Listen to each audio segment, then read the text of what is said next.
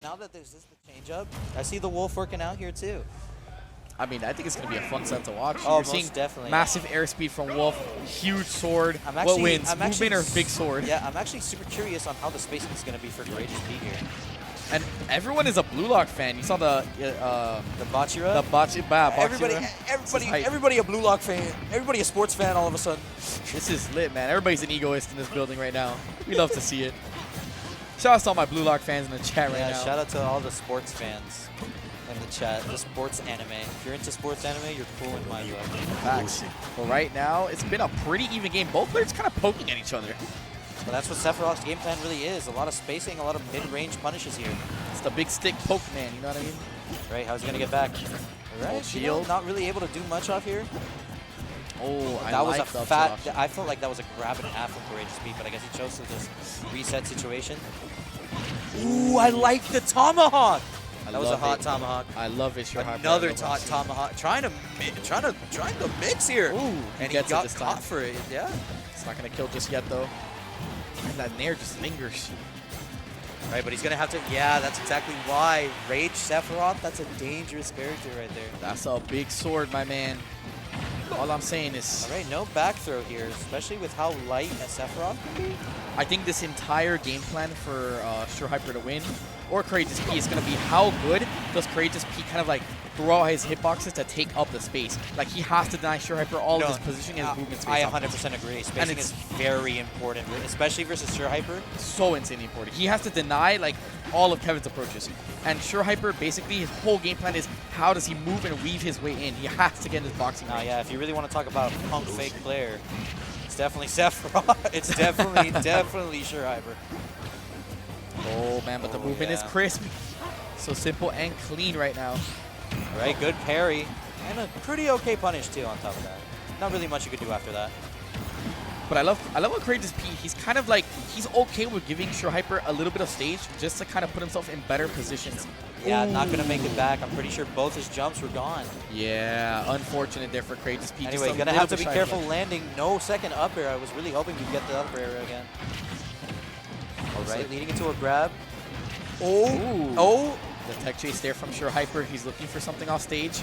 He was looking for something off stage, but just immediately retreating there. I think he was trying to style off stage. Oh, no, he's always trying to style. Are you kidding me? This kid? That's the Surehyper, This kid plays for no one but himself. He is a huge Mango fan, so it all just kind of makes sense, you know? This kid plays for no one but himself. All right, that's a quick grab punish. CourageousPete looking a little desperate here for the kill. Okay. And you know, why wouldn't he? No, of course. Already lapped in percent. Now, of course, you know, Sephiroth Rage is nothing to slouch at either. I wonder if we'll see a ZSS counter pick switch here. The up tilt will take it. Catching the jump with the up tilt, good on Surehyper, great awareness. Yeah, the problem with Sephiroth is that he's such a tall character, so you really have to rely on. And the worst part of that is that they're as light as Pikachu. Yeah. So like the problem is like in those situations where you're basically like face to face with your opponent, Wolf, again, one of the stronger characters in the game, that up tilt, very powerful as well, covering that jump, and you know, unfortunately for CourageousPete, dies at like what, 115-ish? That was at like 106. Yeah, well, even less. That was at 106. Anyway, looking solid here on FD. Now I do understand the counter pick. There's going to be a lot less moments for Surehyper to land, especially with a set, just as you mentioned, a sword is... Wow!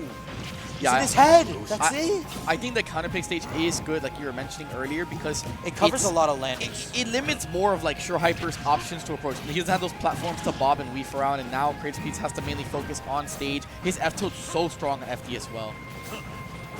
Oh yeah, that good spacing coming out from CourageousPete there. Yeah, Sephiroth F tilt is so good. I'm liking these empty hops, just posing a threat. Again, catching the jump with the up tilt, Surehyper is the thing is that Sephiroth is that type of character. He's gonna have to empty hop a lot. Kill. Yeah, trying to get right. Oh, not reading the Tekken that time. Not setting up for a flare. And CourageousPete opting not to like look for any edge guards on Surehyper, just respecting the Wolf off stage. And honestly, yeah, I wouldn't want to be put in any sort of reversal situation versus Surehyper in general, especially as Sephiroth. I feel like Sephiroth is so susceptible to a lot of things off stage, deceptively.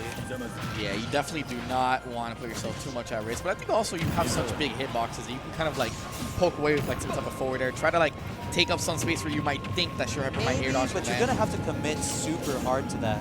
And more often than not, when you do commit to an option like that, the Wolf is going to come back before you. Yeah, and you would just lose stage control for free. Yeah. That's correct. That parry, no punish though. All right. Right, just kind of playing around each other, slowly but surely. Pete making this back. Now let's see what his option is getting back. Great. Oh, I like that. The drop down short hop, fair. Great way to get him off the ledge, but he's already back. So what I love about Nair for Wolf here by ledge is that it lingers and it covers so many options, man. It covers so many options. It lingers. You can look at that. You can choose to delay it if you just full hop. You can drift it away. Like it's a. All right. Ooh, what's the option here for Surehyper to take the stock? Yeah, CourageousPete's gonna have to be careful with those jumps exactly with all that rage, and he hasn't been able to space properly because of how much Kevin has been. Not Kevin. Surehyper has been moving. Ooh, the counter by Surehyper gets with the up B. Yes. Wow. But you know what I mean? Like the way Surehyper just has been moving and bobbing and weaving, just like you mentioned, it's been so awkward for CourageousPete to like optimally space his hitboxes. Yeah. No, I completely agree as well. Like you mentioned, like the movement, like we talked about earlier, basically, the movement is like just paying off so well for Surehyper. CourageousPete has no answer right now for all of Surehyper's options. I mean, honestly, Surehyper plays a little bit of melee, man. That helps. The movement in that game is crazy. Some games do some fundies of games usually just transfer over to each other sometimes. I think the way melee is that it helps you play faster and it helps you like when it comes to movement. Unironic. All right, trying to call out something. Not dead just yet. Sephiroth kind of blows just a little bit. Not too much. Blaster jump from ledge. That's some risky business, my boy. That's not safe. I mean, hey. I'm all in for good that. parry. Oh my god. Oh my, again. What? And he's in his head. And he's in his head. He's just in his head. Are you kidding me? The double parry catching the... Surehyper could have killed him like 10 seconds ago, but he just chose not to. He could have grabbed. He could have caught it. He could have done anything. Up till he jumped up air. He had the entire world in his hand, but he chose to go for another parry. Are you joking with me? This kid. Mad lad. Mad lad. He's a freak. That's... Wow, that was insane. Huge respect to Surehyper there, game honestly, 2, man. But, you know, CourageousPete still putting up quite a fight. Yep. And now we got the ZSS going the Wolf. He's just going to have to stick with the Wolf, pretty sure. Well, I think ZSS might be a little bit nicer right now because you can match the movement of Wolf a lot better with this character. Of course. What I meant by that, in general, is that I think he's just locked to Wolf now. He can't just straight up counter pick. Yeah, he can. ZSS, yeah. So I think right now, if you are Surehyper, you also have to remember that against ZSS, you cannot push your advanced state as hard as you can against Sephiroth. This character has very good escape options with down B, of course. Now, this as awkward it is for ZSS to like have to deal with someone right in front of their face, it's also just as awkward for Wolf to combo ZSS. Just in general, comboing ZSS is just hard, man. I mean, to be fair, I think ZSS, her jab is so good at boxing. It's so good, but at the same time, I feel like if you're not ready to jab that sort of burst, it's going to be bad. Yeah, for sure. But right now, Surehyper is being the aggressor and not letting CourageousPete breathe at all. I feel like I've seen CourageousPete roll in on that down throw like dash attack every single time. Ooh, not able to punish there just yet. But yeah, I've been noticing that as well. And I feel like Surehyper's definitely been picking up on that lately too. He's already gotten 2 of those reads in a row. Whoa! Oh, the Surehyper classic, baby. Oh man, Surehyper is back in business. So what's the option here from ledge? Good catch there for Surehyper. Yeah, probably trying to catch a potential flip kick there. And like we mentioned, that jab coming in very handy for CourageousPete. Good stairs. Yeah, great pressure there at the ledge. Right, good parry. And the call out too on the spot dodge with that up smash. Yeah, that was a really good spot dodge call. He could have charged up smash a little bit longer, but the cheeky up air there, just saying, you know, I'm a little prevalent still. Coming back to stage, please let me. Another up smash. Wow, a lot of these call outs. I think CourageousPete, he needs to find something. He needs to get like a hard, like a roll read or something. He needs to kind of like catch Surehyper rolling or some type of hard read, like a down smash or something here. It's not gonna kill just yet. Not gonna kill just yet. Do we see a flip kick? We do. That will. Yeah, that's gonna kill.